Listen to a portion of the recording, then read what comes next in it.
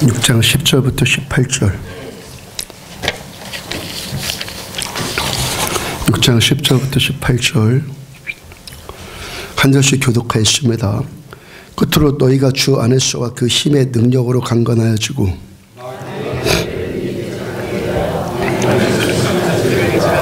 우리의 씨름은 혈과 육을 상대하는 것이 아니오 통치자들과 권세들과 이 어둠의 세상 주관자들과 하늘에 있는 악의 영들을 상대함이라.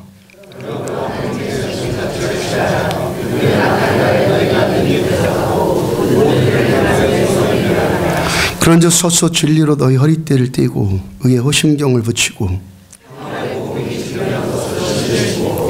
모든 것 위에 믿음의 방패를 가지고 이뤘으니 악한 자의 모든 불화살을 소멸하고 함께 했습니다. 모든 기도와 간구를 하되 항상 성령 안에서 기도하고 이를 위하여 깨어 구하기를 항상 힘쓰며 여러 성도를 위하여 구하라. 아멘. 구원의 투구라는 제목으로 에베소서 132번째 말씀 전해드리도록 합니다. 제가 지난 1월부터 시작을 해서 19일째 지금 자전거를 타는데요. 요즘에는 송정에 솔밭길을 다니는 재미를 붙였습니다. 송정에 그 아스팔트 없는 솔밭길이요. 1월부터 제가 비 오는 날이나 조금만 줄이세요. 조금만 줄이세요. 아주 조금. 1월부터 제가 비 오는 날이나 태국 선교 갈 때나 그 토요일 등에 너무 바쁠 때를 빼놓고는 거의 자전거를 탔습니다. 주일날에도 일과 다 마치고 또 수협이 끝나고도 밤 10시가 되어서도 이거 타러 나갔습니다. 제가 이 자전거 타기 직전에 목욕실에 앉아있다가 목욕실 테이블에 앉아있다가 내가 이렇게 몸을 움직이지 않고 살다가는 정말 빨리 죽겠구나 그런 생각이 들었다가 이제 이렇게 운동을 시작하게 되었으니까 이 운동의 유익함을 위해서 제가 열심히 나간 것 아니겠습니까? 무엇보다 제가 이 선천적인 고질병으로 장과 위가 안 좋은데 자전거를 타고 들어오면 일단 이 속이 시원해집니다. 여러분들도 자전거를 타든지 뭐 걷기를 하든지 뭘 하시든지 여러분들이 맞도록 매일 꾸준히 저 따라서 운동하시길 바랍니다. 예. 제가 지금까지 주로 간 코스가 교회 뒤쪽에 새로 난 길 그 고개 넘어서 그래서 이제 경포호수로 가서 호수 몇 바퀴를 돌고 오는 것이었어요. 교회 뒤쪽 고개를 넘는 것은 거기가 꽤 힘듭니다. 근데 올라갈 때마다 하여튼 갈 때마다 수십 번 넘었을 텐데 갈 때마다 여기 힘들다 생각이 듭니다. 힘들기 위해서 고개를 올라가는 거잖아요.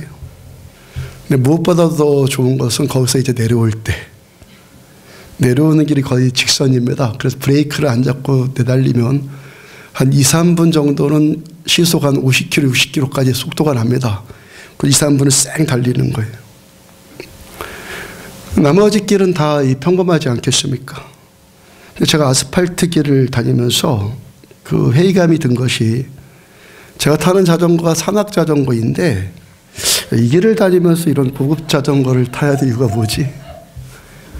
이런 길, 좋은 길을 다니면서 이런 고급 자전거를 타야 될 이유가 뭐지? 회의감이 드는 거예요. 우리 아스팔트 길은요, 제가 1층 화장실 옆에 둔 그 로드용 자전거요, 그게 더 잘 나가요. 하여튼 가끔 그런 생각이 들었다가 최근에 이 송정 솔밭을 가게 되었잖아요. 거기 흙길이고 또 모래도 적당히 섞여 있고 또 땅이 울퉁불퉁하잖아요. 내려갔다 올라갔다 막 그럽니다. 첫날 처음 타고 나서 느껴진 생각이 야 최고다. 야 재밌다. 제가 비로소 제 자전거의 용도가 확인되어진 것이죠. 그 다음부터 거의 이제 송정으로 가는데 주일날 밤에도 가고 수요일날 밤에도 갑니다. 처음에 밤에 거기 갔을 때는 아무도 다니지 않잖아요. 그 밤에 가보셨습니까, 여러분들? 아마 저밖에 없을걸요? 가로등도 없고 또 이전에 무슨 뭐 큰 사건도 거기서 났었다고 그러고 처음 거기 가려니까 처음 들어서니까 섬찟하더라고요. 거기다가 섬찟한 것을 생각을 뺏기면은 거기 있는 귀신들이 전부 저를 노려보는 것 같고요. 누가 뒤에서 막 쫓아오는 것 같고 옆에서 막 달려드는 것 같고 바닷가 쪽에서는 잠수함 타고 무장공비들이 나올 것 같고. 처음에 정말 그랬습니다. 처음에 가다가 그냥 돌아왔어요.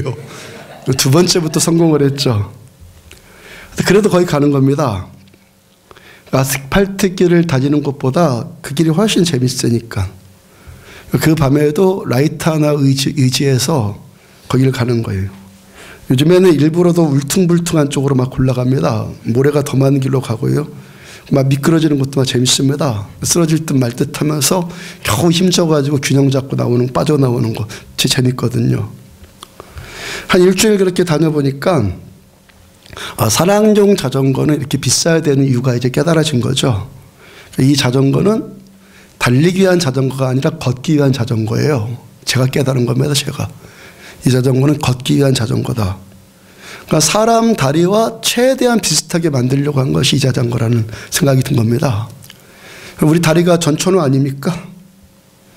자, 우리 교회 초창기 때 겨울에 무릎까지 빠질 만큼 눈이 온 적이 있었는데 새벽 예배 인도하러 가면서 그 길 이렇게 걸어가면서 든 생각이 역시 하나님께서 만드신 것이 최고다.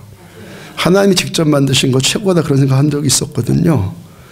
그러니까 아무리 차를 잘 만들어도 그 눈길에 못 가거든요. 근데 사람 다리는 가요.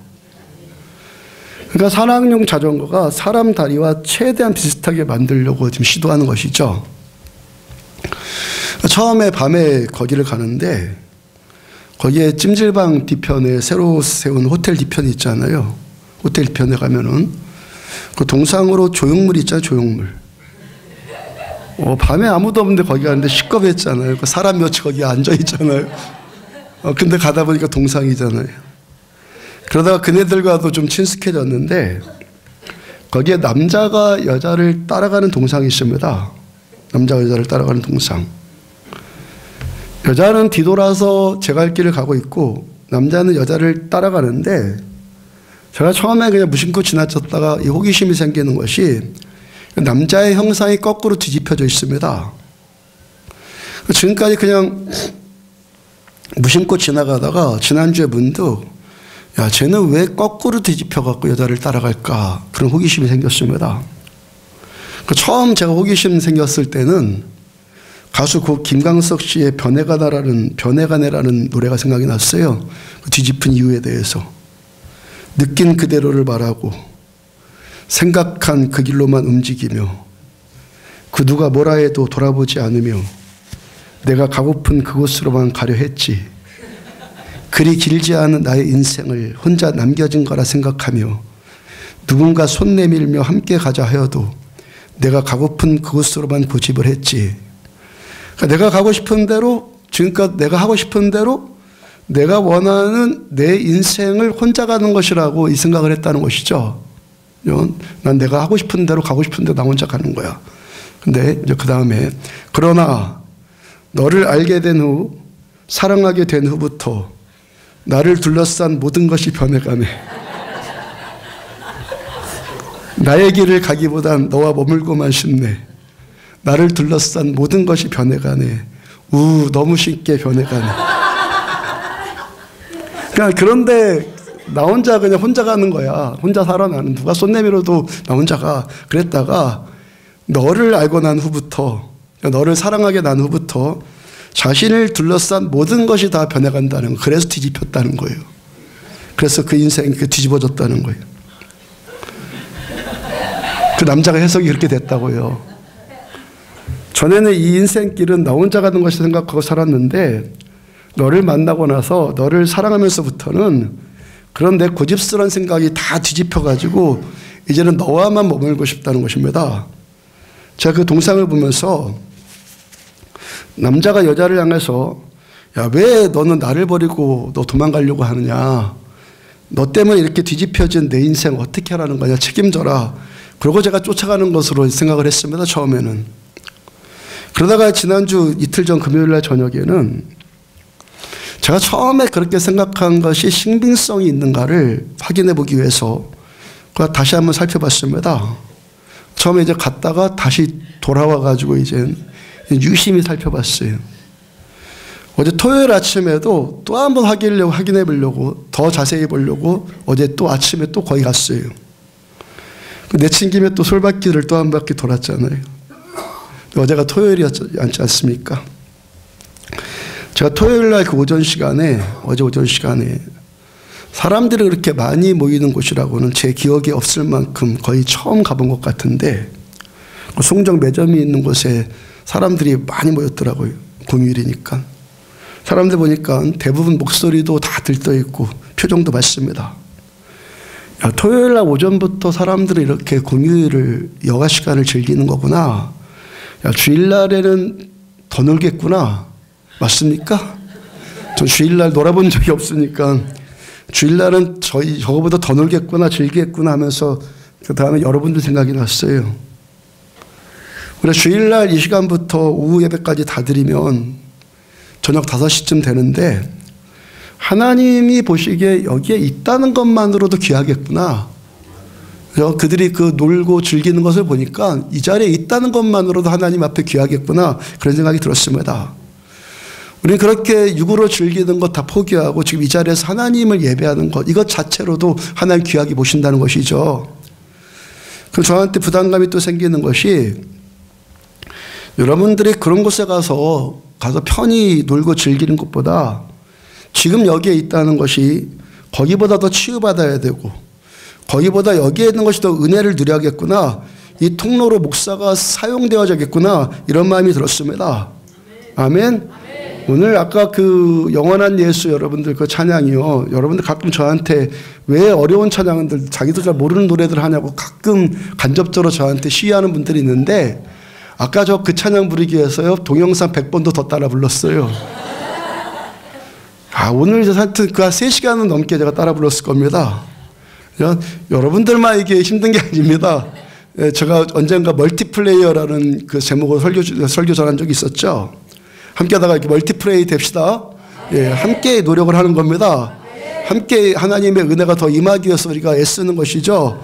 여러분들이 이 자리에 있는 것이 결코 헛되지 않아서 살아계신 하나님의 이 선하심, 하나님의 회복하심, 치유와 능력을 꼭 맛보는 자리가 되어야 되잖아요.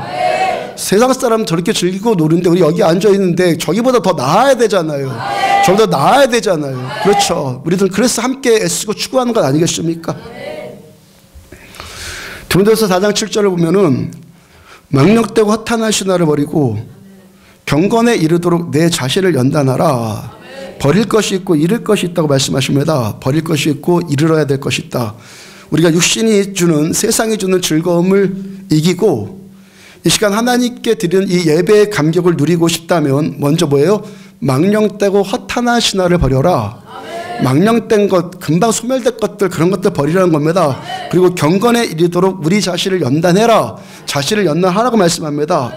그 다음 8절, 육체의 연단은 약간의 유익이 있으나 경건은 범사에 유익하니 금생과 내생에 약속이 있느니라. 육체의 연단 분명히 유익함이 있죠. 근데 경건은 어떻다고요? 범사에 유익하다. 금생에도 내생에도 다 약속이 있다. 우리들은요, 내생뿐만이 아니라 이 시간 하나님께 예배드리는 이 금생의 이 시간, 금생의 이 시간이 세상에서 얻을 수 없는 그 어떤 유익함보다 더 탁월한 예배 시간 되어지길 주의 이름으로 축복합니다. 주의 말씀이잖아요. 금생과 내생에도 다 약속이 주어진다. 다 축복해 주시겠다 하나 약속하셨잖아요. 그러면 이 축복 누려야죠. 제가 그 조형물을 보면서요, 왜 이 큰 사건까지 났다는 솔밭길에 이걸 놨는지 정확하게 잘 모르겠지만 작가가 자신의 생각을 그 조형물에 표현해 놓은 것 아니겠어요? 그 호텔이 생긴 뒤에 생긴 겁니까 그게? 그전에 없었습니까? 예, 그럼 호텔 측에서 거기 놓은 거잖아요. 호텔 손님들을 위해서 둔 것인지 둔 것일 것이고, 뭐 사람 조심하라는 의도가 있을지도 모르겠고, 아니면 거기가 바닷가 관광지니까 행여 여자한테 체인 남자가 있다면 포기하지 말고 끝까지 따라가 잡아라, 뭐 그런 의도인지도 모르겠고요. 작품이라는 것은 작품을 보는 사람에 따라서 이 작품을 평가하는 것이 다르지 않겠습니까? 저한테 든 생각입니다. 다시 자세히 이제 두 번째 어저께 토요일까지 보고 자세히 저한테 든 생각이 자세히 보고, 먼저 남자한테 느껴지는 것이 미치겠네요. 남자 느껴지는 것이 그 남자가 여자를 따라가는데 남자는 거꾸로 뒤집혀져 있으니까 미치겠네라고 느껴지거든요. 뒤집혀져 갖고 미치겠네. 근데 좀 더 생각해 봐야 될 것이 둘이 다 지금 벌거벗었거든요. 나체예요. 근데 그 행하고 있는 모습은, 그 형태는 일상적인 모습이에요. 여자는 뒤돌아서 그냥 걸어가고 있고 남자는 그 뒤를 그냥 따라가요. 둘 다 걷고 있는 형태입니다. 제가 더 가까이 가서 얼굴을 보고 표정을 봤습니다. 생긴 것도 괜찮더라고요. 둘 다 지적으로 생겼고 뭐 있어도 보이고 뭐 울그락불그락이라든가 뭐 험악한 인상이라든가 뭐 죄에 찌들어 보인다거나 그런 것이 아니에요. 그저 평범하고 엘리트처럼 보이고 건강한 모습입니다. 근데 이 남자의 행태가 지금 뒤집어져 있거든요. 그것도 이 뒤집어진 것도 물구나무 선 형태로 손을 짚고 뒤집어진 것이 아니라 그냥 일반적으로 걷는 모습 그냥 그대로 뒤집어 놓은 거예요. 그러니까 머리만 지금 땅에 닿아 있는 겁니다. 그리고 걷고 있는 거예요. 그러니까 남자의 겉모습은 지금 태연하고 지성적이고 건강하고 있어 보이고, 근데 어떻다는 겁니까? 벌거벗겨진 속은, 자, 그 남자의 그 행태는 그냥 평범해 보이는데 벌거벗겨진 속은 거꾸로 뒤집혀 갖고 지금 미치겠네라는 거예요. 그리고 여자도 벌거벗었어요. 지금 남자가 뭐 때문에 뒤집어졌겠습니까? 그 여자에게 뭐가 그렇게 미련이 남아서 뒤쫓아가고 있고 야, 미치겠네 할 만큼 지금 뒤집어져 있겠습니까? 남자가 여자를 향해서 나의 길을 가기보단 너와 머물고만 싶네. 저의 그 처음 생각이 점수를 너무 많이 쳐준 거예요. 자꾸 보고 또 생각해 보니까 속물건성이에요. 속물건성. 겉은 아무렇지도 않게 보여요. 근사해 보여요. 평범해 보입니다. 배운 것처럼 보입니다. 있어 보입니다. 또 태연하게 가고 있습니다.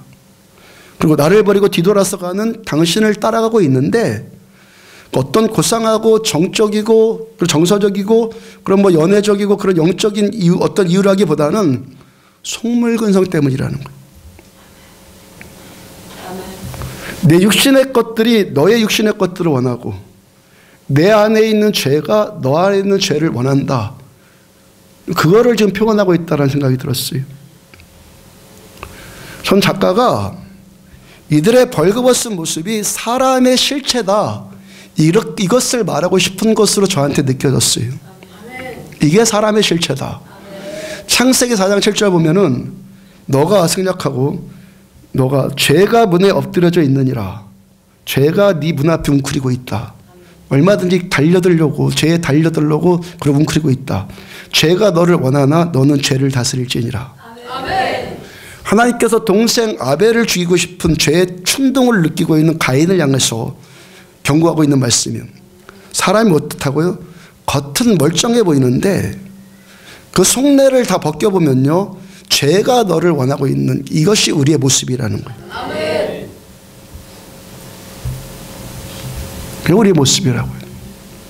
에베소 1장 1절을 보면은 그는 허물과 죄로 죽었던 너희를 살리셨도다. 우리가 어떻다고요? 허물과 죄로 죽은 우리, 죽은 자들, 허물과 죄로.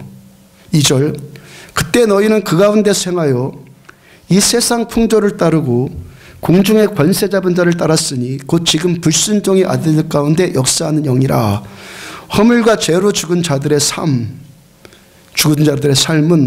공중 권세 잡은 영, 악령에 붙들려서 불순종하고 이 세상 풍조를 따라가고, 지난주 말씀 전에 들은 것처럼 육신의 정욕과 안목의 정욕과 이생의 정욕, 이 세상 풍조를 따라다니는 것이 우리라는 거예요.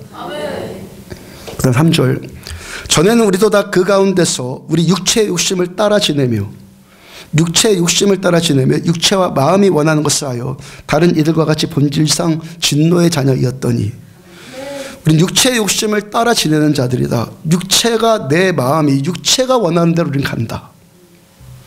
아무리 겉으로 멀쩡하게 생겨도 결국 따라가는 건 자기 육체가 원하는 걸 따라간다는 거예요.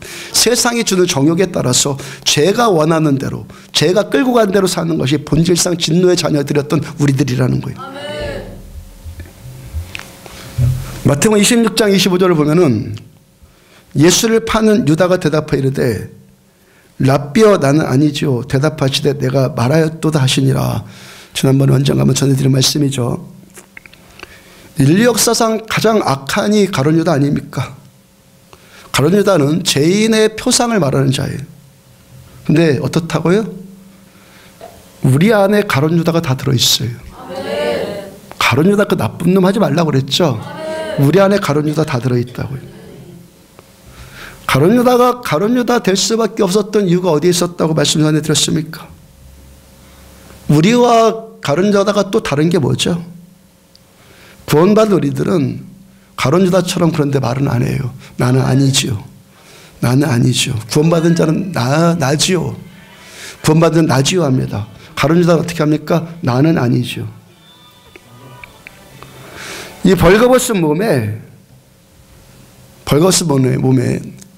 좋은 옷들로 온갖 치장들로 다 포장하고 가리고, 근데 속은 안 들킨 것처럼 나는 아니지요. 그러고 있다라는 거예요. 더 문제는 뭐냐면요. 그런 것으로 가려놓으면은 가려지는 줄로 착각하고 있다는 거예요. 착각. 최근에 제가 또 여기서 또 더 깨달아지는 것이 가룟 유다의 모습에서 가룟 유다의 본질적인 죄가 바로 이거예요. 가룟 유다의 본질적인 죄, 믿음 없음. 나는 아니죠. 누구한테 지금 이거 들이대고 있는 겁니까? 나는 아니죠. 예수님한테. 아니죠 하고 뻔뻔하게 하면은 예수님도 속을 줄 알고 있는 거예요, 지금이요. 주님이 내 속 모르지요. 내가 이렇게 종교적이잖아요. 내가 이렇게 종교 열심이잖아요. 내가 지성적으로 행동하잖아요. 내가 배운 만큼 저 배웠어요. 저 가질 만큼 가졌어요. 나 예수님 따라다니면서 봉사도 했잖아요. 좋은 일도 했잖아요. 착한 일도 했잖아요. 말씀도 들었잖아요. 그러니까 설마 예수님 내 속 모르겠죠. 내가 어떤 음모를 꾸미고 있는지 모르겠죠. 속으로 뭘 생각하고 있는지 모르겠죠. 위선과 거짓과 포장하는 것의 가식의 본질이 뭡니까? 그래서요, 믿음 없음이요. 주님 우습게 보는 거예요. 다 들여다보고 있는데 주님 나는 아니지요. 그리고 뻔뻔한 거예요. 뭐예요? 믿음 없음입니다. 주님을 믿으면 어떻게 그런 소리가 납니까? 주님 나 다 들여다보시는데. 예레미야 17장 9절 보면은 만물보다 거짓되고 심히 부패한 것은 마음이라 누가 능히 이를 알려마는. 만물 가운데 사람의 마음이 가장 거짓되고 심히 부패했다. 그런데 또 이 사람들이 이들이 또 뭐라고 한다는 거예요? 누가 능히 이를 알려마는. 누가 내 속을 알겠느냐. 자기 마음이 거짓되고 심히 부패했는데 겉으로는 안 들키거든요. 자기 속에 숨겨져 있다고, 내 속에만 숨겨져 있다고 스스로 착각하고 뭐라고 한다고요? 누가 능히 이걸 알겠느냐. 10절 뭐라고 말씀합니까? 나 여호와는 심장을 살피며 폐부를 시험하고 각각 그 행위와 그 행실대로 보응하느니라. 누가 이를 안다고요? 하나님께서 우리 심장을 살피고 하나님이 우리 폐부를 다 들여다보시고 우리 행위와 우리 행실대로 하나님이 다 그대로 보응하신다고요. 믿음이 있는 사람은, 믿음 없는 사람과 믿음 있는 사람은 하나님의 눈을 지금도 의식하고 하나님은 다 알고 계시고 하나님께서 다 보고 계신다는 것을 지금도 인식하고 살아요. 그런데 가룟 유다를 비롯한 믿음 없는 자들의 문제가 뭐라는 것입니까? 나는 아니지요. 나는 아니죠. 왜? 난 그런 줄 모르죠. 주님의 어떤 초자연적인 능력들을 부인하는 거예요. 그리고 하나님의 손바닥으로 하늘을 가리려고 하는 거예요. 가룟 유다가 죄가 뭡니까? 일단 본질적인 죄가 뭐예요? 예수님 무시하고 있는 거예요. 어떤 거?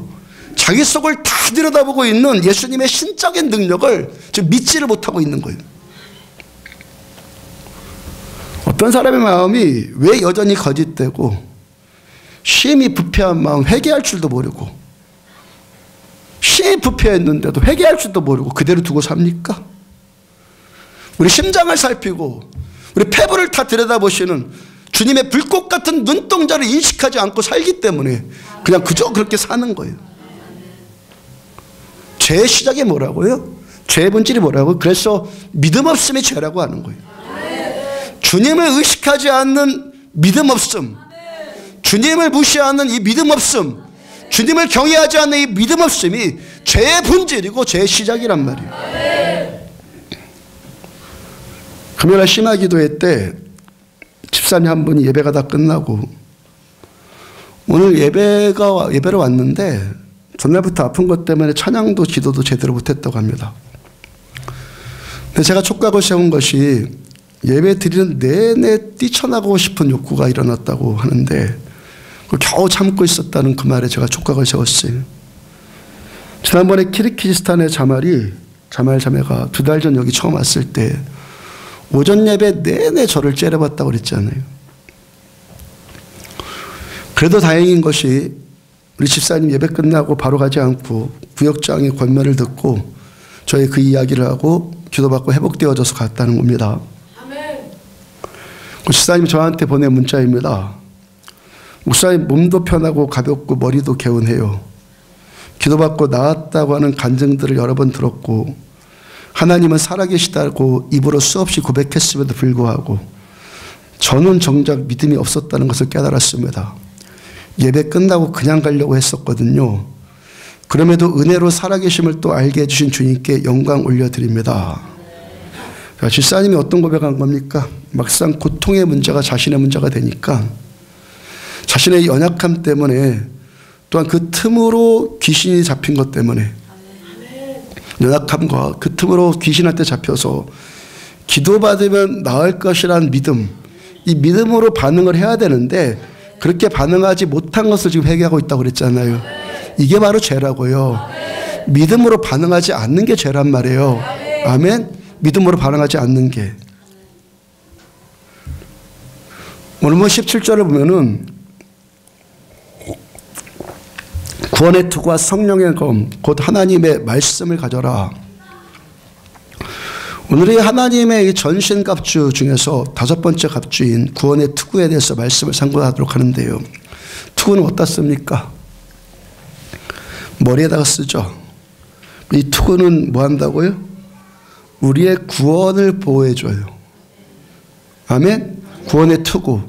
우리의 구원을 보장하기 위해서 이 투구를 쓰는 거예요. 우리가 다른 것은 웬만큼 다치지 않는 이상 살 수 있잖아요. 근데 머리를 다치면 치명상을 입잖아요. 그러니까 우리가 머리를 방어하는 이 구원의 확신, 그죠? 구원은 이 머리와 같다는 얘기입니다. 이 구원의 확신이 흔들려 버리면 다 무너져 버린다는 것이죠. 그러니까 이 구원의 확신은 우리 몸으로 치자면 머리의 역할을 감당할 만큼 아주 중요하다는 거예요. 머리에 아무것도 안 쓰고 나가는 군인이 어디 있습니까? 전쟁에 나가는데 아무것도 안 쓰고 나가면 자살행위입니다. 그러니까 마귀는요, 우리의 어떤 것을 공격을 하면 우리가 무너지는지 알고 있단 말이에요. 에베소서 2장 8절을 보면은 너희가 그 은혜에 의하여 믿음으로 말미암아 구원을 받았으니 이것은 너희에게서 난 것이 아니요 하나님의 선물이라. 자, 우리가 어떻게 구원받았습니까? 하나님께서 우리들한테 은혜를 주시는데 먼저 무엇을 먼저 주셨어요? 믿음을 선물로 주셨어요. 믿음은 믿습니다 하고 내가 만들어내는 거 아닙니다.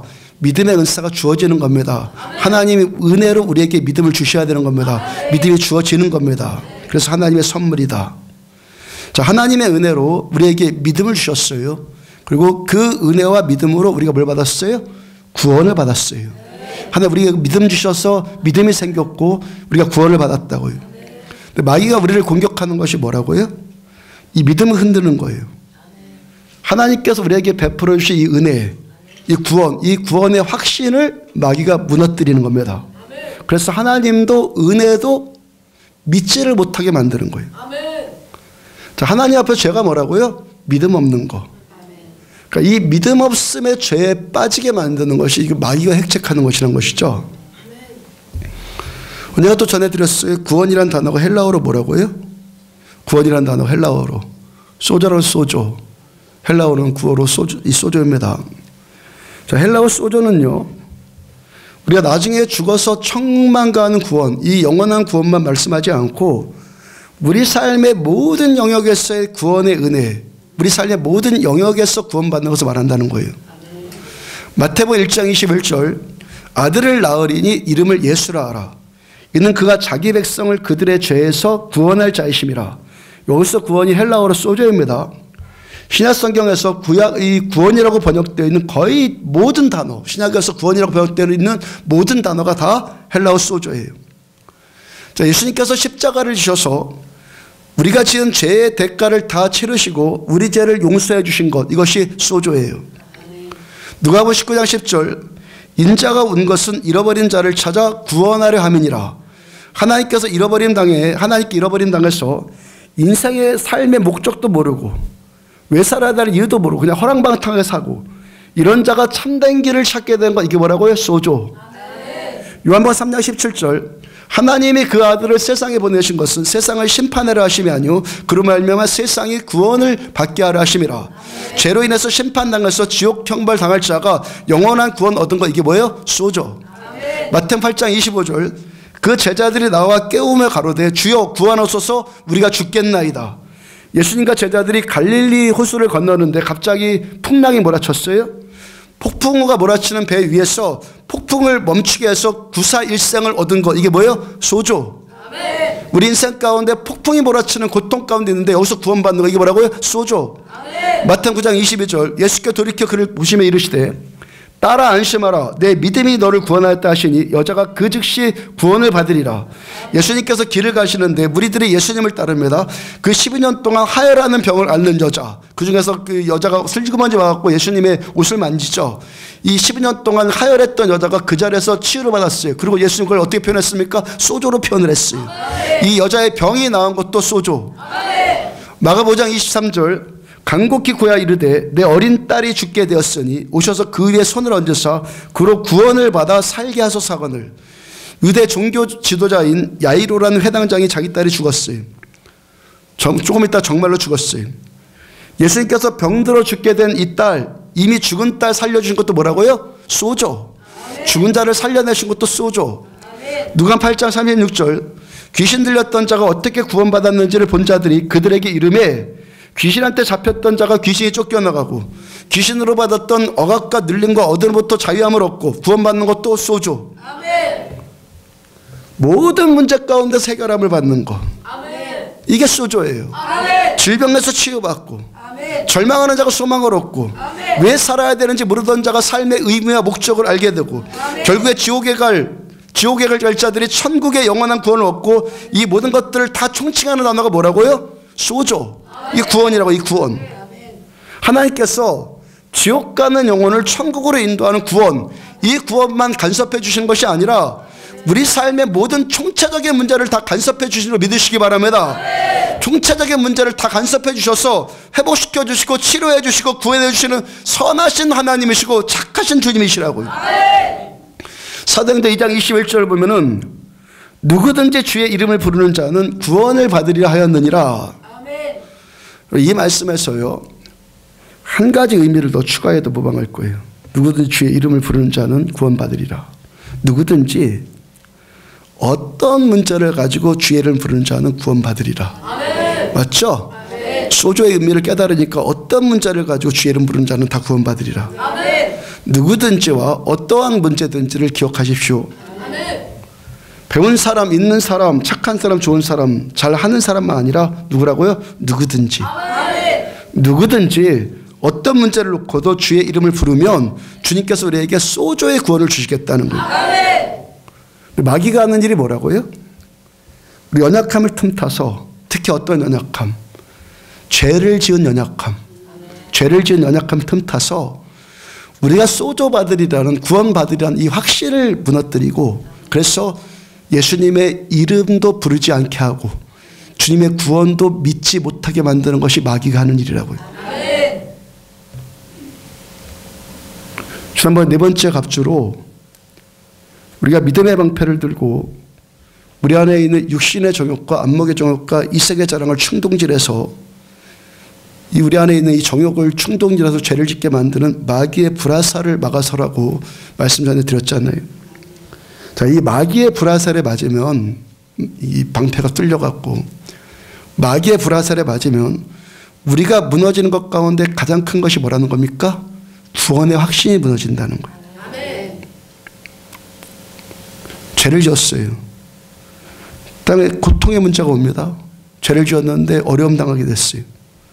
그러면 가장 먼저 들은 생각이 뭐죠? 내가 지금 죗값을 치르고 있구나. 그로 인한 좌절감이 생기고 절망감이 따라옵니다. 그러니까 하나님을 찾지도 않아요. 하나님께 구원을 요청도 하지 않아요. 그리고는 자포자기하거나 어디 가서 그냥 확 죽어버릴까 그런 자살 충동을 느끼게 되고, 좌절과 절망과 자포자기 이런 것들은 부정적인 생각, 이런 것들은요 100% 마귀가 주는 생각이에요. 100%입니다. 그러면서 내 구원의 확신을 이 마귀가 무너뜨리려고 하는 거예요. 마태복음 4장 3절에 보면은 시험하는 자가 예수께 나와서 이르되 내가 만일 하나님의 아들이거든 명하여 이 돌들로 떡덩이가 되게 해라. 예수님께서 이제 공생의 사역을 시작하시면서 이를 위해서 40일 금식 기도를 하셨는데, 그때 마귀가 찾아와서 예수님을 시험합니다. 40일 금식하신 예수님께서 얼마나 큰 굶주림을 느끼겠습니까? 마귀가 그것을 알고 너가 만약 하나님의 아들이거든 이 돌들을 향해서 명령해서 돌이 빵이 되게 해서 먹어라. 마귀가 지금 예수님의 어떤 부분을 공격하는 거예요? 육신의 정욕을 공격하는 거죠. 주님께서 사람이 떡으로만 살 것이 아니라 하나님의 입으로 나오는 모든 말씀으로 살 것이라 말씀하시면서 말씀으로 시험을 물리쳤어요. 육신의 정욕은 진리의 허리띠인 말씀으로 물리치는 겁니다. 그 다음 5절과 6절에 보면은 이에 마귀가 예수를 거룩한 성으로 데려다가 성전 꼭대기에 세우고 이르되 내가 만일 하나님의 아들이거든 뛰어내리라. 기록되었을 때 그가 너를 위하여 그의 사자들을 명하시리니 그들의 손으로 너를 받들어 발이 돌에 부딪히지 않게 하리로 하였느니라. 두 번째 시험은 마귀가 예수님을 예루살렘 성전 꼭대기로 데려가서는 거기서 뛰어내리라고 그래요. 그러면 천사들이 예수님을 받들어서 예수님의 몸에 상처도 하나 입지 않을 거라고 마귀가 유혹합니다. 그러면 사람들이 그런 모습을 보면서 얼마나 당신에 대해서 열광하겠느냐. 저 유혹이에요. 좀 뭡니까? 이생의 자랑으로 지금 유혹하는 거죠. 이번에도 예수님께서 말씀으로 물리치시는데 또 기록되었을 때 주 너희 하나님을 시험하지 말라. 자, 말씀을 물리쳤어요. 그다음 8절과 9절. 마귀가 또 그를 데리고 지극히 높은 산으로 가서 천하 만국과 그 영광을 보여 이르되 만일 내게 엎드려 경배하면 이 모든 것을 내게 주리라. 시온산 꼭대기로 마귀가 예수님 데리고 가서 천하 만국을 어떻게 다 보여주면서 자기한테 엎드려 경배하면 이 모든 것을 주겠다. 마귀가 천하 만국을 다 보여주면서 자, 예수님을 유혹하는데 세 번째 시험은 그래서 뭐예요? 안목의 정욕, 보는 것의 정욕. 주님께서도 이 시험을 말씀으로 물리치시는데 기록됐을 때 주 너의 하나님께만 경배하고 다만 그를 섬겨라 하였느니라. 자, 마귀가 이 공격을 하는 것이요. 마귀 공격하는 것이 창세기 때 아담과 하와를 유혹할 때도 그 방법을 그대로 썼고 지금 예수님을 향해서도 지금 똑같이 이 방법을 쓰는 거죠. 이 방법을 써요. 자, 우리가 여기서 더 깊이 상고해야 될 것이 있습니다. 마귀가 이렇게 예수님을 시험하면서 두 번이나 똑같이 반복해서 한 말이 있어요. 두 번 똑같이. 너가 만일 하나님의 아들이거든. 자, 마귀가 예수님을 시험해서 육신의 정욕, 안목의 정욕, 이생의 자랑을 부추겨서 그 죄를 짓게 만들어서 예수님을 무너뜨리려고 하는 궁극적인 목적이 뭐죠? 하나님과 예수님의 관계를 깨려고 하는 겁니다. 마귀가 예수님을 지금 공격한 것은 예수님이 죄를 짓게 만들어서 하나님의 아들이라는 믿음의 확신, 예수님이 하나님의 아들이라는 이 믿음의 확신을 죄를 짓게 만들어서 그걸 무너뜨리려고 하는 거예요. 마귀가 지금 궁극적으로 공격하는 것이 이거란 말이죠. 아버지와 아들과의 관계를 깨뜨려서 아버지를 믿지 못하게 만드는 더 큰 죄에 빠뜨리는 것이 마귀의 지금 공격이라고요. 아멘입니까? 마태복음 27장 40절에 보면은 이르되 성전을 헐고 사흘에 짓는 자요 너가 만약 하나님의 아들이거든 자기를 구원하고 십자가에서 내려와라. 여기서도 뭐라고 그래요? 너가 만일 하나님의 아들이거든 언제? 십자가를 질 때까지 끝까지 따라와서 처음에 예수님이 공생애를 시작할 때 마귀가 처음 공격한 것이 뭡니까? 너가 만약 하나님의 아들이거든. 이제 마지막 끝까지 십자가를 지시는 자리까지 와갖고도 따라가갖고도 마귀가 뭐라고 하는 겁니까? 너가 만일 하나님의 아들이거든. 집요하게 그 부분을 공격하는 거예요. 아멘. 너가 만일 하나님의 아들이거든. 이 확신, 이 구원의 확신을 집요하게 지금 공격한다고요. 마귀가 우리들을 공격하는 궁극적인 목표가 뭐라고요? 육신의 정욕, 안목의 정욕, 이생의 자랑으로 이것 때문에 우리가 죄에 넘어갔을 때, 그래서 우리가 고통당할 때, 죄로 인해서 왔던 어떤 고통이 임하든지 고통당할 때 마귀가 이 기회를 절대 놓치지 않아요. 아멘. 죄를 짓고 죄를 지었을 때, 그리고 죄의 고통에 우리가 눌려 있을 때 마귀는 절대로 이 기회를 놓치지 않습니다. 찾아와서 뭐 하는 겁니까? 구원의 확신을 잃어버리게 만드는 거예요. 우리가 하나님의 자녀 되었다는, 너가 만약 하나님의 아들이거든, 우리가 하나님의 자녀 되었다는 이 구원의 확신을 마귀는 무너뜨리려고 하는 거예요. 아멘.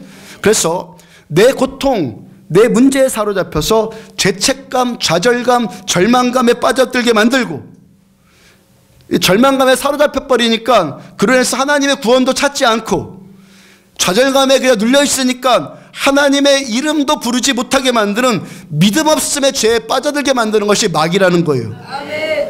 구원의 확신이 여러분들 이렇게 중요하다는 겁니다. 아멘. 히브리서 4장 15절을 보면은 우리에게 있는 대제사장은, 예수님은 우리의 연약함을 동정하지 못하실 리가 아니오 모든 일에 우리와 한결같이 시험을 받은 자로되 죄는 없으시니라. 자, 예수님 우리와 똑같이 세 가지 유혹 받으셨죠.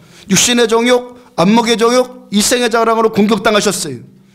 그래서 우리들의 연약함을 다 알아요. 우리가 연약함이 뭔지를 주님, 몸소 주님도 겪으셨으니까 다 아신다고요. 그래서 주님이 겪으신 그 겪은 경험을 가지고 우리를 동정해 주시는 거예요. 여러분, 우리가 예수님처럼 시험에 승리한다면 우리 연약함을 동정해 주시겠다고 말할 이유가 어디에 있겠어요?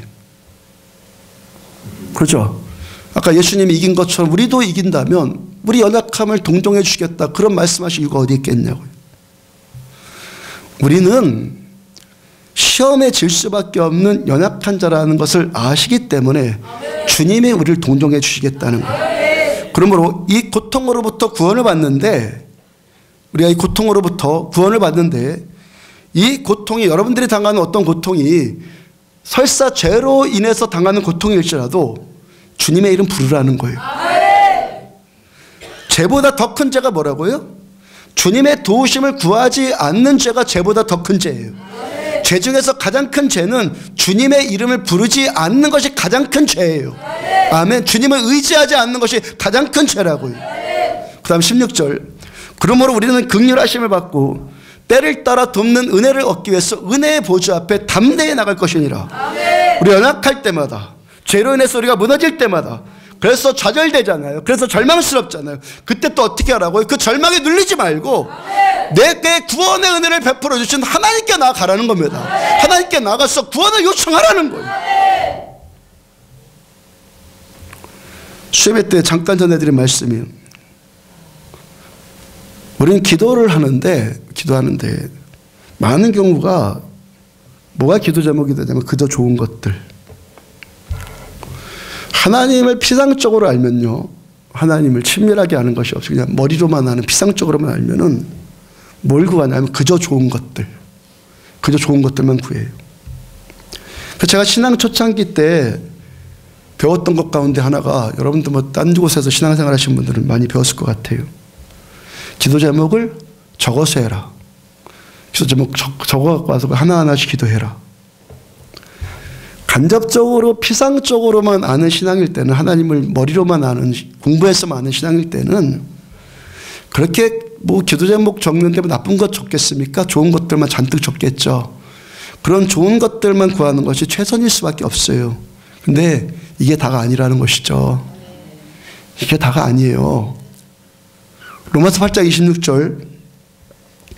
이와 같이 성령도 우리의 연약함을 도우시나니, 성령도 우리의 연약함을 도우시나니 우리는 마땅히 기도할 바를 알지 못하나 오직 성령이 말할 수 없는 탄식으로 우리를 위하여 친히 간구하시느니라.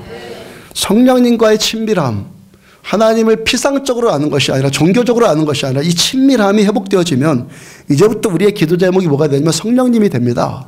당신만 더 원합니다. 왜? 성령님께서 내 연약함을 도와주신다는 걸 알거든요. 내가 기도할 바를 마땅히 알지를 못해서 그저 좋은 것들, 그저 그냥 좋은 것들, 나라를 위해서 좋은 것들, 교회를 위해서 좋은 것들, 가정을 위해서 좋은 것들, 내 남편 잘 되고 뭐 직장 잘 되고 자식들 잘 되고 건강하고 또 목회를 위해서 좋은 것들, 이런 피상적인 그저 그런 좋은 것들만 아주 구하게 된다는 거예요. 하나님 모르면. 그런데 그런저런 피상적인 것들 그 이상으로 지금 우리가 예배 드리잖아요. 기도하잖아요. 지금 그 일을 위해서 기도하기를 원하시는 하나님의 마음이 있고, 아멘. 지금 나의 어떤 문제를 해결해 주기를 원하시는 하나님의 선하신 뜻이 있단 말입니다. 지금.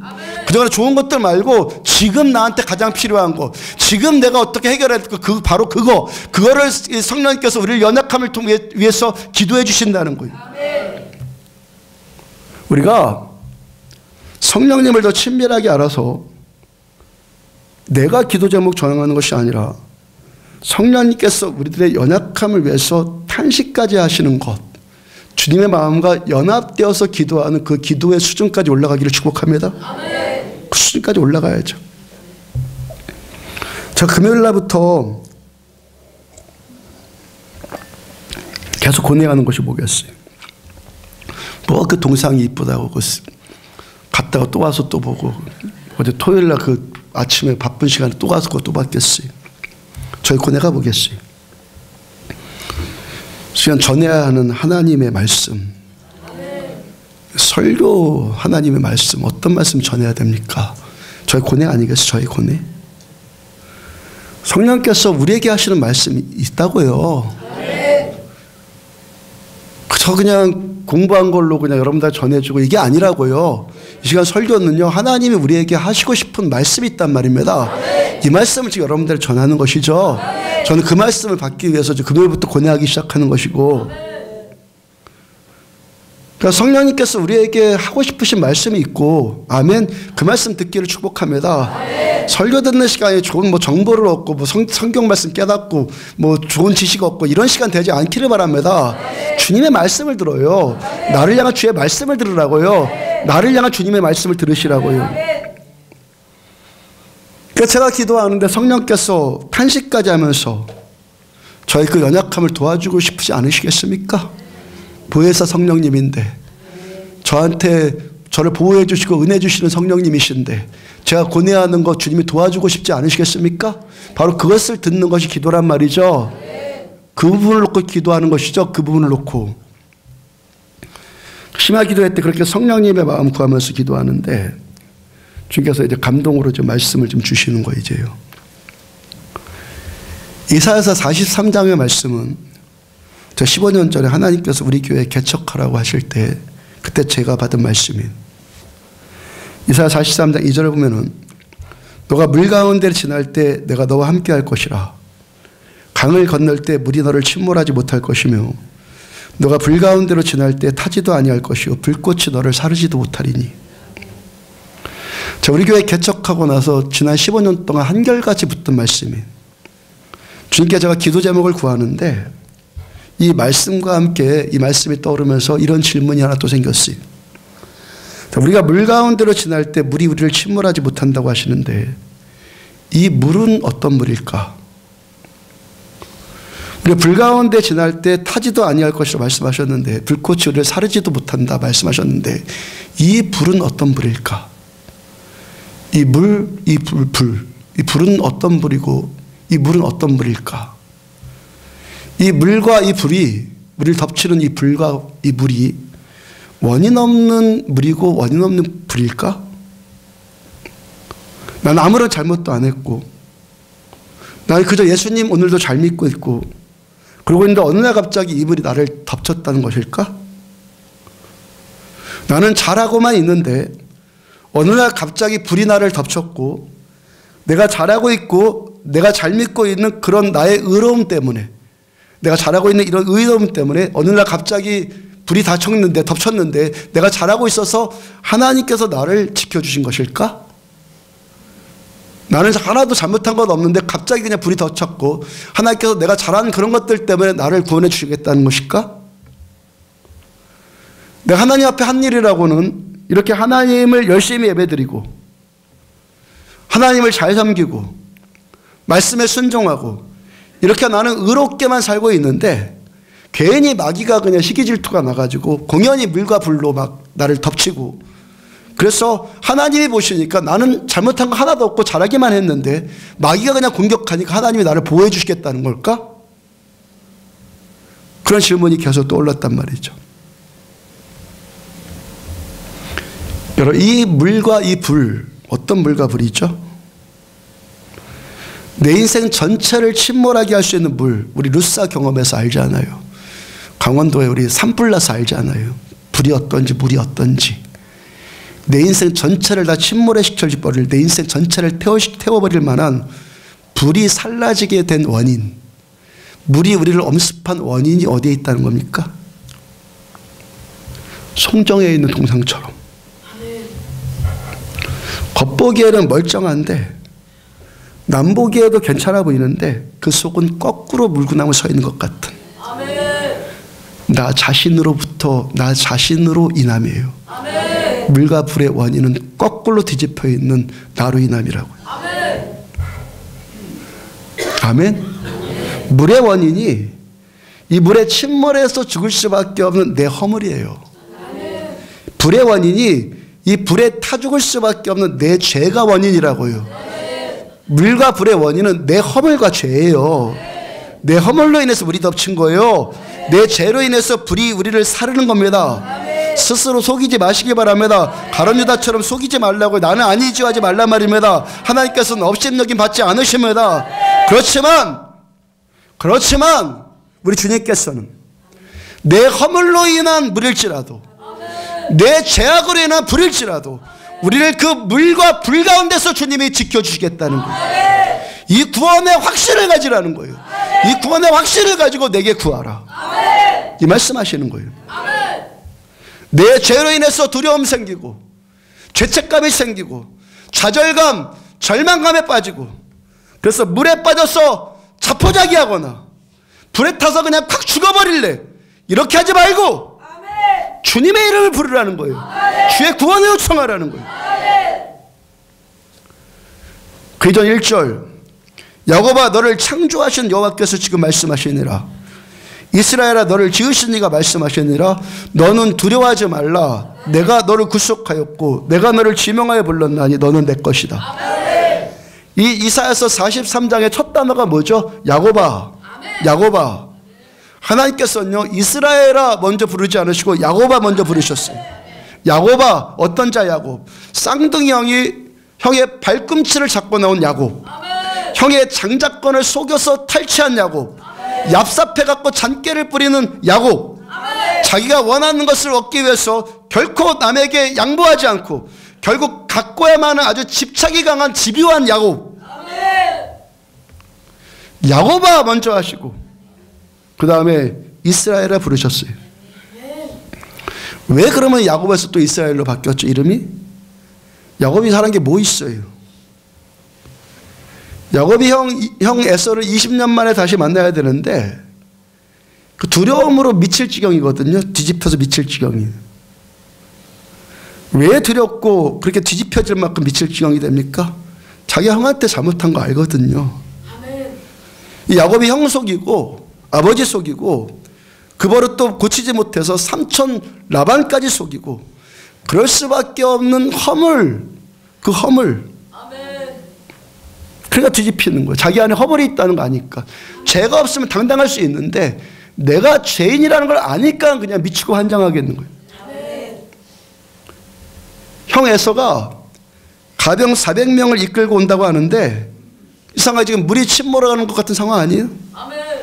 불이 지금 사르는 것 같은 두려움이 지금 엄습한다고요. 그러니까 형을 통해서 지금 하나님이 자기 죄를 징계하는 것 같으니까 더 무섭고 더 답답하다고요. 아멘? 이 문제를 통해서 하나님이 내 죄를 지금 징계하는 것 같으니까 더 답답하고 더 무섭고 두렵다고요. 이럴 때 야곱 어떻게 했어요? 이럴 때 야곱 어떻게 했어요? 창세기 32장 11절 내가 주께 간구하오니 내 형 에서의 손에서 나를 건져내시옵소서. 내가 그를 두려워함은 그가 와서 내 처자들을 칠까 겁이 나기 때문이니다. 지금 야곱을 덮치고 있는 물과 불의 원인은 뭐라고요? 야곱의 허물과 죄 때문이에요. 분명히. 그럼에도 불구하고 지금 야곱은 어떻게 합니까? 그럼에도 불구하고 어떻게 해요? 내가 주께 간구하오니 나를 건져내시옵소서. 내가 그를 두려워하면 그가 와서 나와 내 처자들을 칠까 겁이 나기 때문입니다.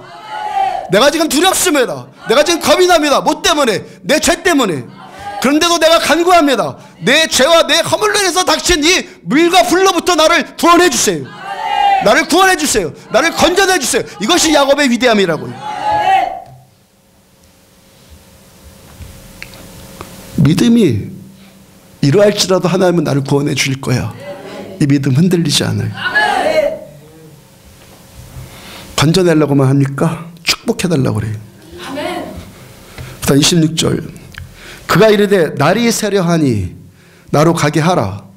야곱이 이르되 당신이 내게 축복하지 아니하면 가게 하지 아니하겠나이다. 하나님 그냥 가지 마시고 저 축복해주고 가세요. 이게 야곱의 위대함이라고요. 이런 상황에서 하나님 저 축복해 주세요. 보통 사람 같으면 그냥 죄책감에 빠져가고 자포자기하고 어디가 자살하려고 할 텐데 그 물에 침몰당하고 불이 덮치는 위기 가운데서 야곱이 지금 창세기 32장에서 형 에서름한테 어떤 짓을 했는지 어떤 일들을 했는지 다시 수에베 때 설교했고 온갖 또 술수와 걸 다 하잖아요. 얼마나 힘들고 어려우면. 근데 야곱의 위대함이 뭐라고요? 자포자기 않아요.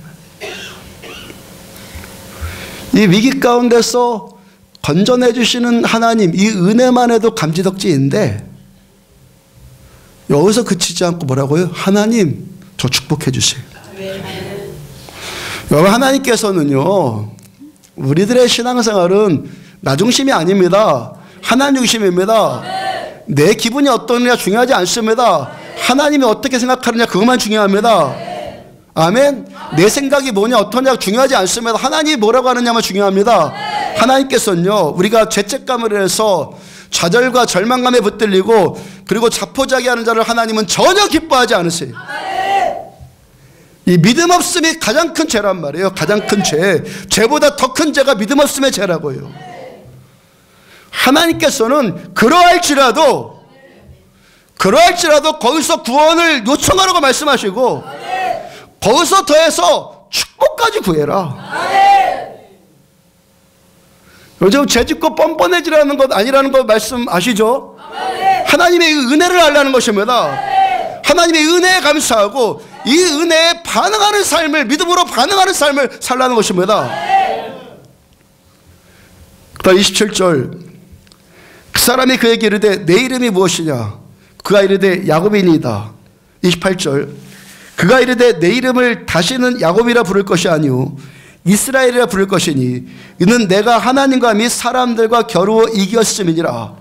하나님께서 왜 야곱을 물과 불 가운데서 건져주셨을 뿐만이 아니라 사기꾼 야곱의 인생을 승리자 이스라엘로 그 인생을 축복해 주셨습니까? 야곱이 잘한 것이 뭐가 있어요? 야곱은 여전히 야곱 그대로 있었을 뿐이에요. 아멘. 다만 뭐 했어요? 하나님을 믿고 기도했어요. 1절을 다시 보면은 야곱아 너를 창조하신 여호와께서 지금 말씀하시느니라. 이스라엘아 너를 지으신 이가 말씀하시느니라. 너는 두려워하지 말라. 내가 너를 구속하였고 내가 너를 지명하여 불렀나니 너는 내 것이라. 우리들 왜 내 죄와 내 허물로 인해서 그래서 물과 불이 덮치는 상황일지라도 그런 상황일지라도 두려움에 빠지지 않고 또 하나님의 구원을 바라고 여기서 어떻게 보면은 뻔뻔해 보이는 만큼 하나님의 축복을 구할 수 있습니까? 내가 너를 구속하였고 내가 너를 지명하여 불렀나니 너는 내 것이라.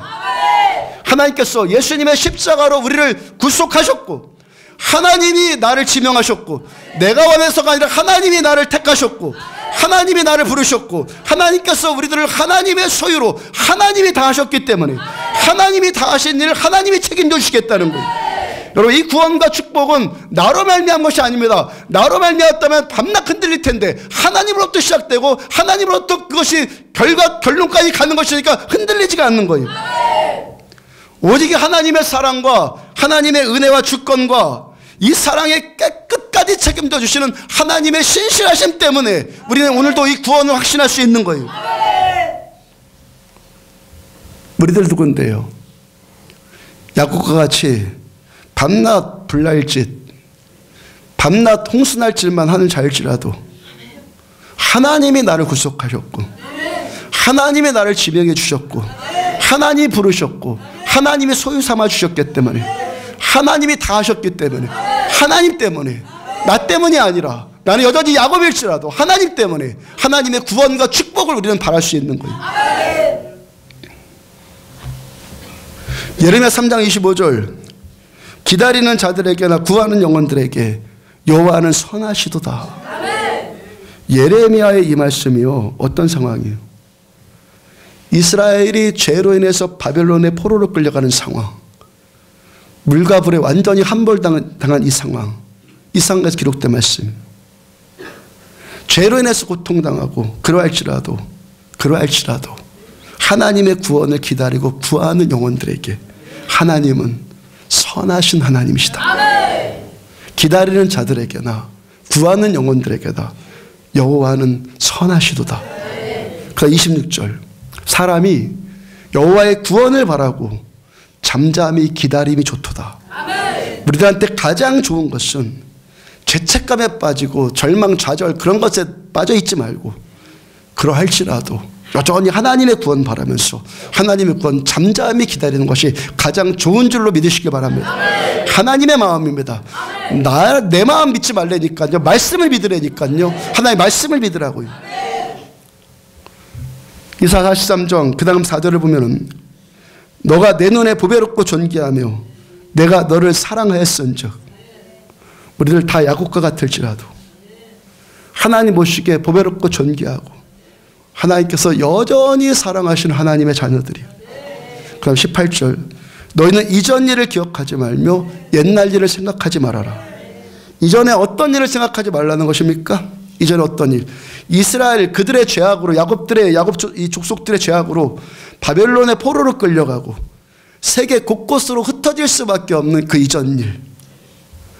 그 이전 일, 그 생각에 사로잡혀서 고개 숙여 살지 말고, 눌려있지 말고, 죄책감, 절망감, 패배감에 사로잡혀 있지 말라는 겁니다.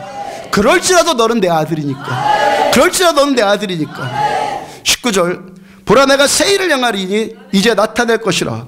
너희가 그것을 알지 못하겠느냐? 반드시 내가 광야의 길을 사막의 강을 내리니. 이 상황 가운데서 새 일을 행하신다는 거예요. 어떤 새 일을? 여전히 야곱일 때. 아멘. 보라 내가 새 일을 행하리니, 언제? 여전히 야곱일 때. 강물이 나를 덮치려고 하는데 어떻게? 보라 내가 새 일을 행하리니 이제 나타낼 것이라. 너희가 그것을 알지 못하겠느냐? 반드시 내가 광야의 길을 사막의 강을 낼 것이다. 사막의 강을 낸다. 어떤 물로? 처음에는 강물이 나를 덮치려고 했던 그 물로, 오히려 그 강물로 나를 살리는 생명의 물로 바꾸시겠다는 거예요. 구하는 자에게. 죄로 인해서 내 인생이 지금 사막과 같이 황량하게 되었는데, 죄로 인해서 나를 덮치는 것 같은 그 물을 하나님께 구하니까 사람이 하나님의 구원을 바라고 잠잠히 기다림이 좋도다.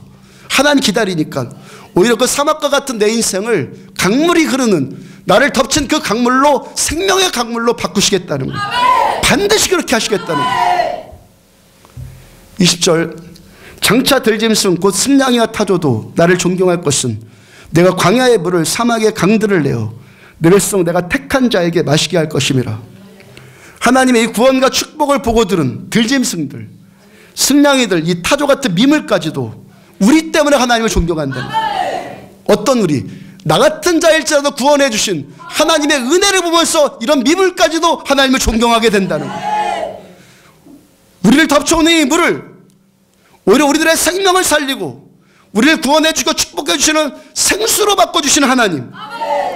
하나님이 우리를 이렇게 축복해 주시니까 우리 때문에, 아니 하나님의 은혜 때문에 이 땅에 사는 미물들까지도, 이 땅에 사는 이방인들까지도, 아직 예수 믿지 않는 세상 사람들까지도 우리를 축복해 주신 하나님의 은혜 때문에 이들까지도 은혜 받는다는 거예요. 하나님의 이 은혜를 보면서 그들까지도 하나님을 존경하게 된다는 거예요. 아멘. 그 다음 21절, 이 백성은 내가 나를 위하여 지었나니 나를 찬송하게 하라 함이니라. 무엇 때문에? 나 같은 야곱과 같은 나일지라도 영원히토록 자비를 베풀어 주신 아버지의 이 자비하심 때문에, 하나님의 구원하심 때문에, 축복하심 때문에 하나님은 찬양받으시기에 합당한 하나님이시죠. 그러므로 누구든지 주의 이름을 부르는 자는 구원을 받으리라. 우리들의 죄는 뭐예요? 가장 큰 죄 뭐예요? 아버지의 이 사랑과 자비를 믿지 않는 죄, 구하지 않는 죄, 이 믿음 없음의 죄가 가장 큰 죄라는 거예요. 물이 덮치고 불이 사르는 것 같은 고통이 있을지라도 여기서 주의 이름 부르시고 아버지께 구해야 되는데, 이것이 우리를 향한 아버지의 뜻인데 오히려 마귀가 주는 두려움, 좌절, 절망, 부정적인 생각들, 이런 것에 붙들렸어. 어디 가서 그냥 콱 죽어버릴까, 이런 생각 갖는 것이 뭐랍니까? 그게 죄라고. 이게요, 이게 죄라고. 허물과 자유로 죽은 우리를 구원하시기 위해서 독생자 외아들 예수님을 십자가에 죽으신 하나님의 사랑과 하나님의 은혜와 하나님의 자비를 믿으시기를 바랍니다. 누가 우리를 얼마큼 사랑해서 독생자 외아들까지도 십자가 못 박아 죽이시겠단 말입니다. 이 사랑과 자비를 믿으시란 말이에요. 수요일날 밤에 김대기 장로님으로부터 카톡이 왔어요. 목사님,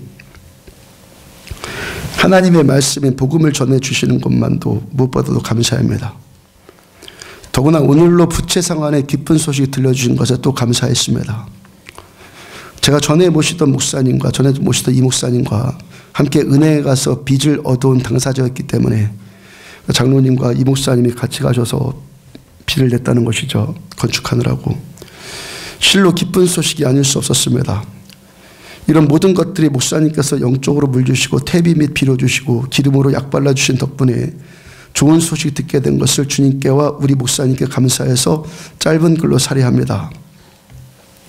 수요일날 재정 고인정 집사님이 저한테 문자 보내기를 우리 교회 건축할 때 그 빚을, 건축할 때 진 빚을 수요일날로 다 갚았다고 저한테 연락이 와서 제가 설교 시간에 잠깐 언급을 했는데 장로님께서 응답해 주신 거예요. 장로님께서 저한테 톡을 보내주신 시간이 밤 11시 33분이었는데 아마도 감사와 감격을 인해서 그 시간까지 잠 못 이루시다가 저에게 글을 보내주신 것 같아요. 건축한 당사자이시고 빚을 낸 당사자였으니까 그런 것 같아요. 제 생각으로. 자, 우리 교회 지금 이 건물이 10년 전에 먼저 번 이 목사님과 장로님과 몇몇 성도님들께서 건축하셨잖아요.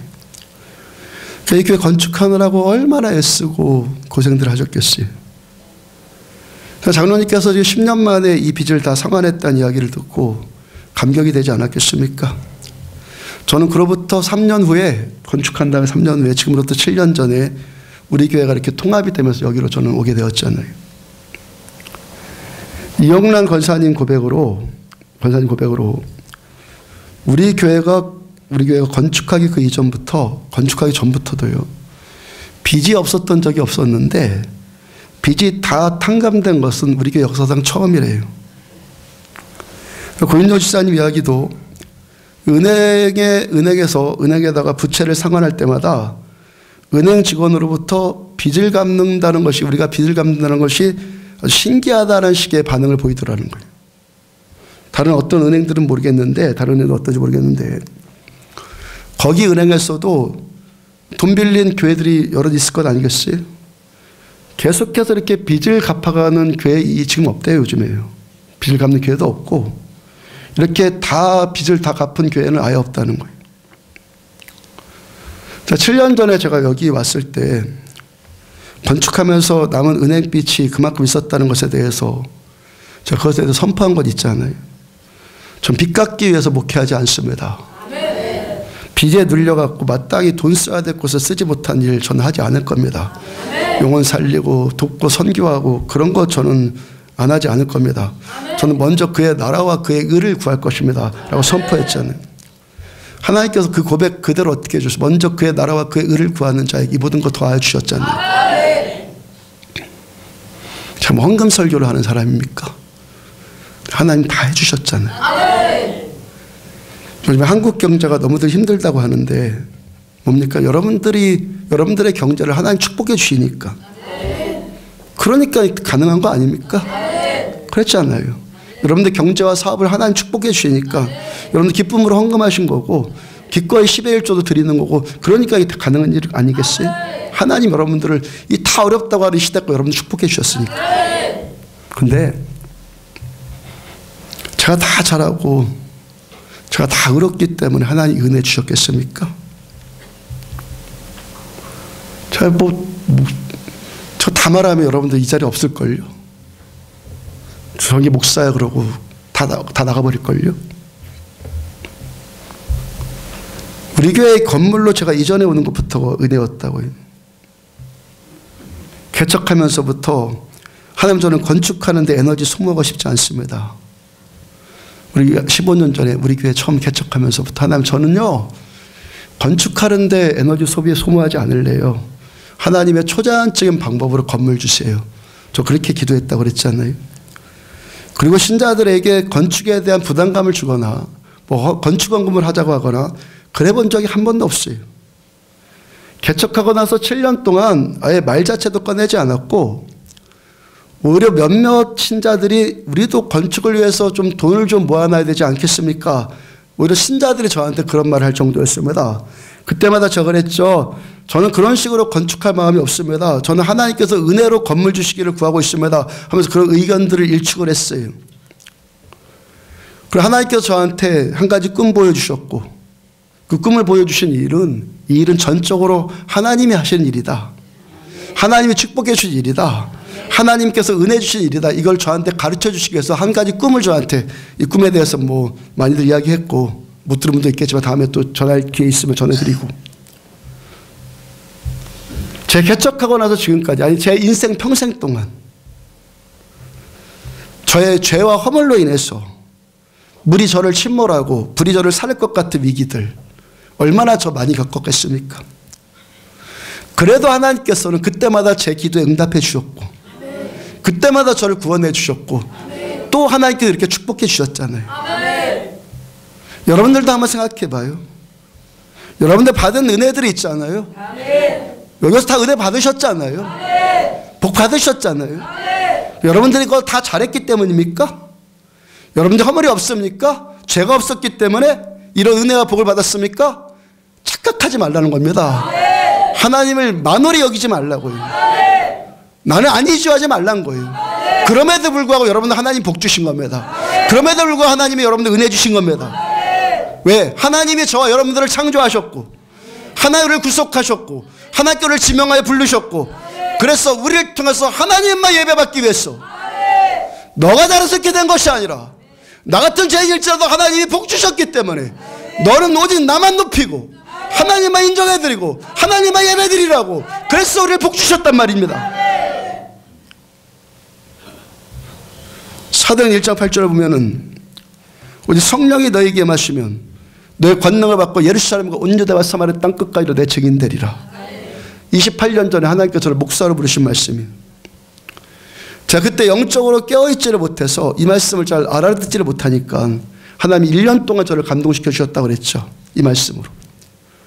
저를 목사로 부르신 말씀이고 안디옥 교회를 개척하게 하시고 여기에 저를 그리고 저와 들어와서 여러분들 저를 한 지체로 여러분들을 부르시는 말씀이에요. 사도행전 8절 말씀. 그리고 하나님 저한테 주신 말씀이잖아요.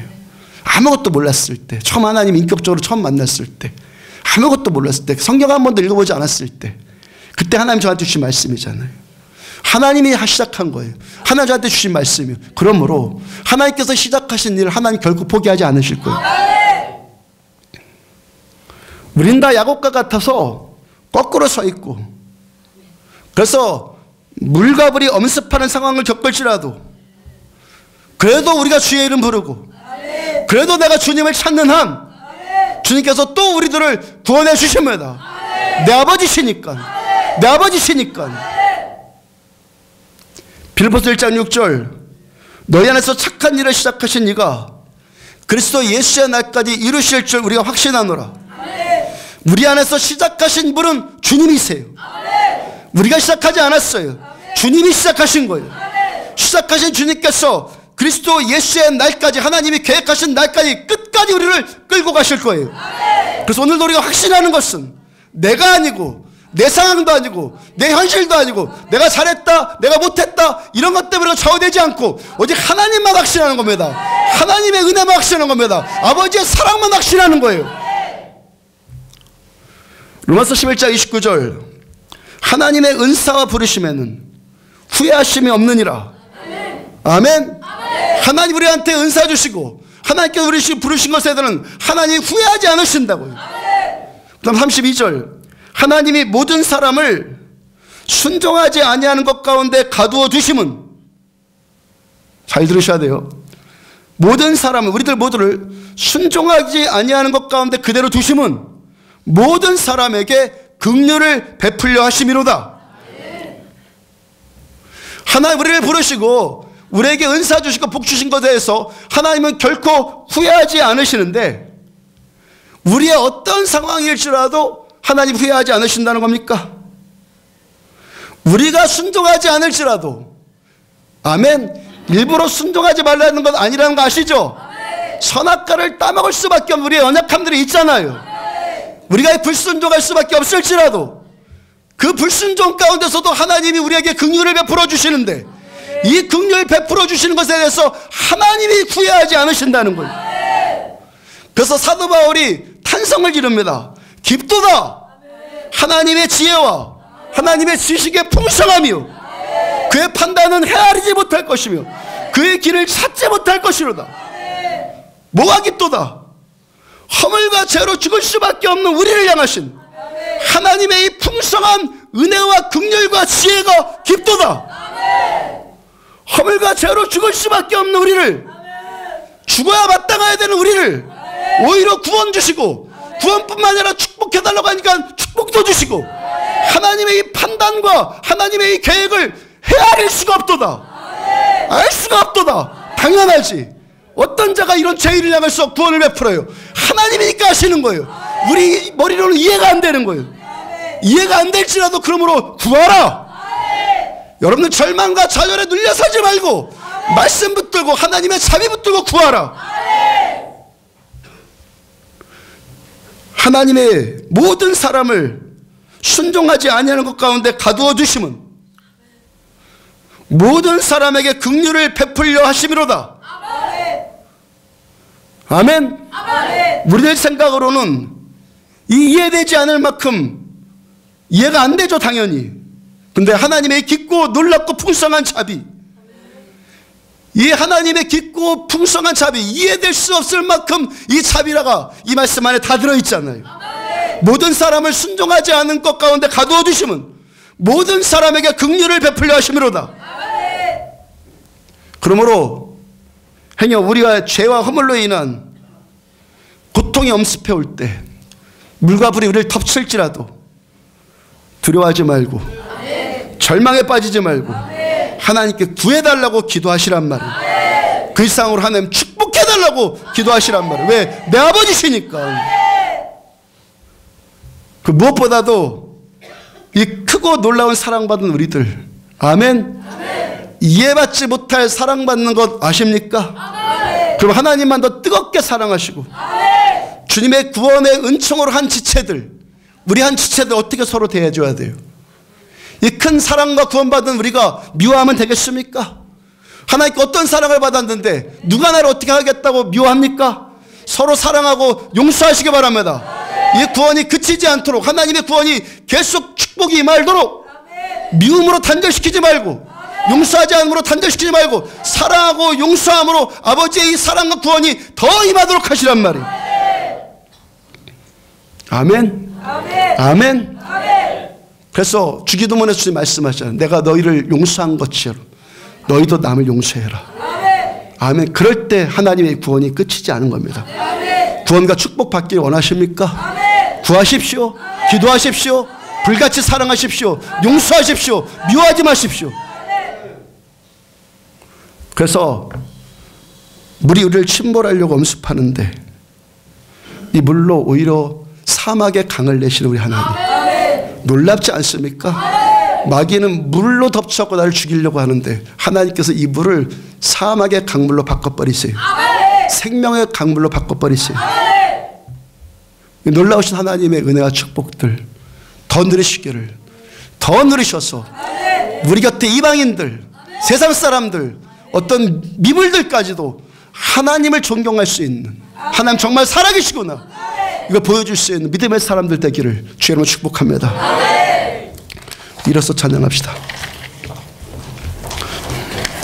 복의 근원 찬양합시다. 이 코드로 눌러주세요.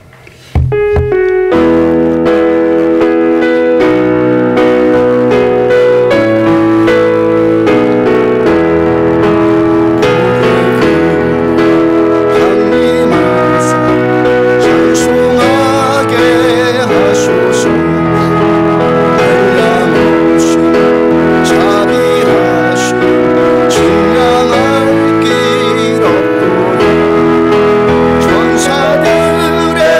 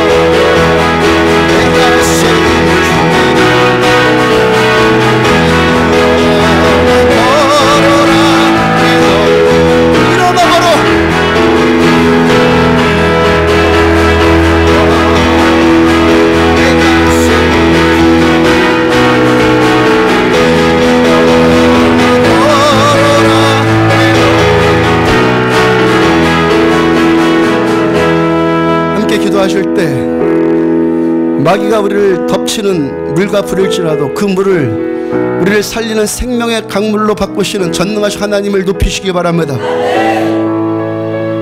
이 불순종 가운데서도 우리들에게 긍휼 베풀어 주시고 이 은혜 베푼 것에 대해서 전혀 후회하지 않으신다고 말씀하신 아버지의 자비 앞에 감사하시기 바랍니다. 여러분들의 문제를 놓고 그러므로 구하십시오.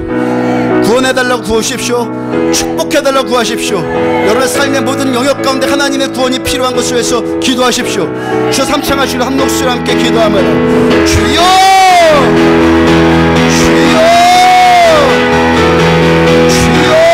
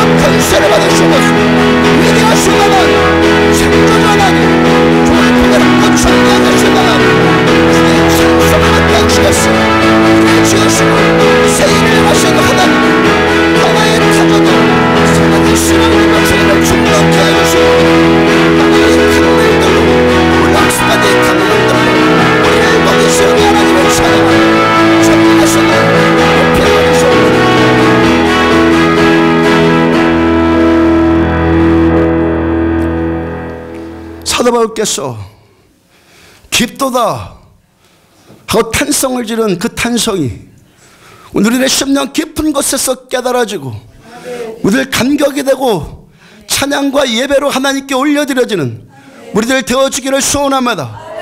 우리를 덮치는 강물일지라도 그 강물 바꿔서 생명수 샘물로 바꾸시는 전능하신 우리 하나님을 찬양합니다. 죄 가운데 빠져 있을지라도 긍휼 베푸신 것에 대해서 결코 후회하지 않으실 우리 주님을 찬양합니다. 그럼 오늘도 우리도 구원의 투구를 씁니다. 하나님께 구하겠습니다. 끝까지 주님만 바라보겠습니다. 끝까지 주님만 의지하겠습니다. 구원받을 뿐만 아니라 축복받겠습니다. 사랑하는 성도를 축복하여 주시옵소서. 예수 그리스도 이름으로 모든 막힌 문제들이 열릴지어다.